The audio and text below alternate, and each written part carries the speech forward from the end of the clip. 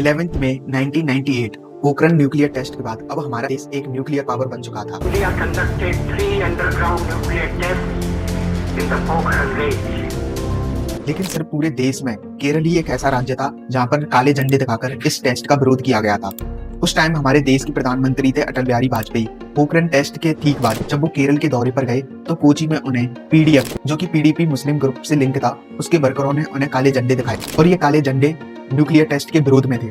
2021 में बीजेपी केरल में 35 से ज्यादा सीट जीतने की वादा करती है, लेकिन जब रिजल्ट आता है तो सीट मिलती है सिर्फ 0। वो तो 2024 में ही आगे बीजेपी केरल में 1 सीट जीत पाती है। केरल आखिरकार बीजेपी को क्यों पसंद नहीं करता? क्यों आखिरकार केरल बीजेपी के लिए काले झंडे दिखाते हैं? लेकिन कैसे बीजेपी अब केरल में अपने पैर पसार रही है? क्या आगे जाके बीजेपी केरल को जीत पाएगी? इसको जानने के लिए आपको जाना पड़ेगा केरल की हिस्ट्री और पॉलिटिकल आइडियोलॉजी में। चलिए खोलते हैं पर्चे केरल की पॉलिटिक्स के।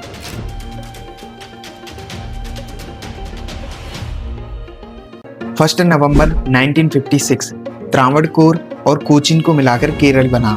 केरल के विधानसभा चुनाव होते हैं 1957 में, जहां पर दुनिया की सबसे पहली कम्युनिस्ट पार्टी एक डेमोक्रेटिक तरीके से जीती। सबसे पहले सीएम बनते हैं ईएमएस नंबूदिरपन। नंबूदिरपन एक कम्युनिस्ट नेता थे जो कि कार्ल मार्क्स से बहुत प्रेरित थे।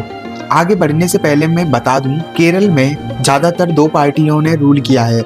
एलडीएफ लेफ्ट डेमोक्रेटिक फ्रंट जो कि कम्युनिस्ट लीड से थी, यूडीएफ यानी यूनाइटेड डेमोक्रेटिक फ्रंट जो कि आईएनसी यानी इंडियन नेशनल कांग्रेस से। 1960 से 1962 तक पावर में आते हैं पत्तम ए थानु पिल्लई, जिन्होंने एडमिनिस्ट्रेटिव को स्ट्रॉन्ग किया और पंचायती राज सिस्टम स्टार्ट किया।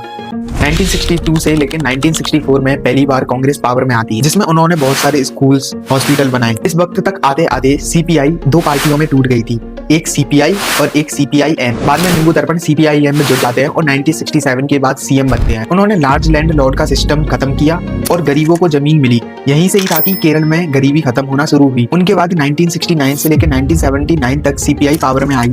उन्होंने इंडस्ट्रियल डेवलपमेंट पे फोकस किया, हेल्थ केयर सुधारे, एग्रीकल्चर ग्रोथ बढ़ी, जिससे केरल की ओवरऑल ग्रोथ बढ़ने लगी थी। ओवरऑल केरल के सीएम्स ने केरल में लैंड रिफॉर्म्स, हेल्थ केयर और एजुकेशन पर सबसे ज्यादा ध्यान दिया, जिससे आज केरल इंडिया का 100% लिटरेसी वाला स्टेट बन चुका है और फिलहाल में Kerala first India poverty free state भी बना। एजुकेशन और डेवलपमेंट की वजह से केरल के लोग कम्युनल हार्मनी और रिलीजियस बेस्ड पर कभी नहीं लड़े और वहाँ की जितनी भी सरकारें थी उन्होंने कभी रिलीजियस बेस्ड पर कभी वोट नहीं मांगे। 55% से ज्यादा हिंदू होने के बावजूद भी बीजेपी का हिंदुत्व केरल में काम नहीं करता। जैसा कि मैंने आपको बताया, केरल की 100% लिटरेसी रेट की वजह से केरल के लोग पॉलिटिक्स पर बहस करते हैं और रेगुलर अखबार पढ़ते हैं और लोकल मीडिया भी इसमें मदद करती है। आप मानो या ना मानो, बीजेपी का चुनाव जीतने का फंडा है और वो है सिर्फ हिंदुत्व। नॉर्थ इंडिया में जैसे यूपी, एमपी, गुजरात जैसे स्टेट्स में बीजेपी सिर्फ हिंदुत्व का सहारा लेकर अपने प्रचार करती है। बीजेपी की सबसे असली ताकत है यहाँ के संघ और संगठन, जैसे कि आरएसएस और बजरंग दल। ये ग्राउंड रूट ऑर्गेनाइजेशनल इंडस्ट्रीज हैं जो बीजेपी को इनडायरेक्टली सपोर्ट करती हैं। आरएसएस के पूरे भारत में 83,000 से ज्यादा शाखाएं हैं। वहीं पर देखें तो केरल में ये संगठन थोड़े कमजोर नजर आते हैं।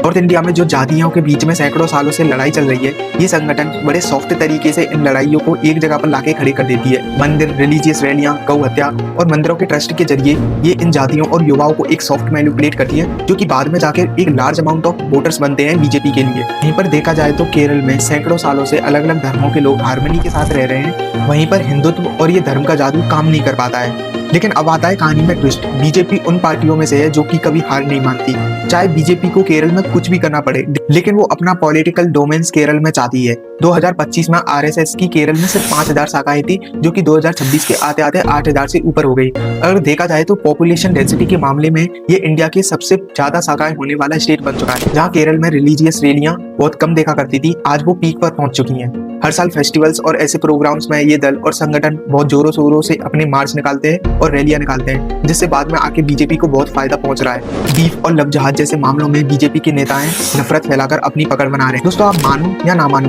बढ़ती हुई रिलीजियस रैलियां और ऐसे इवेंट्स और हिंदुत्व के नाम पर लगने वाले नारे अब केरल में भी बहुत जोरों शोरों से बढ़ रहे हैं। तिरुवनंतपुरम की जीत के बाद बीजेपी बता रही है कि वो अपनी राजनीति कहीं भी खेल सकती है। दोस्तों, आपको क्या लगता है, बीजेपी केरल में हिंदुत्व टेक्नोलॉजी से जीत पाएगी और भारत का सबसे पढ़ा लिखा राज्य भी धर्म के नाम पर वोट देने लग जाएगा?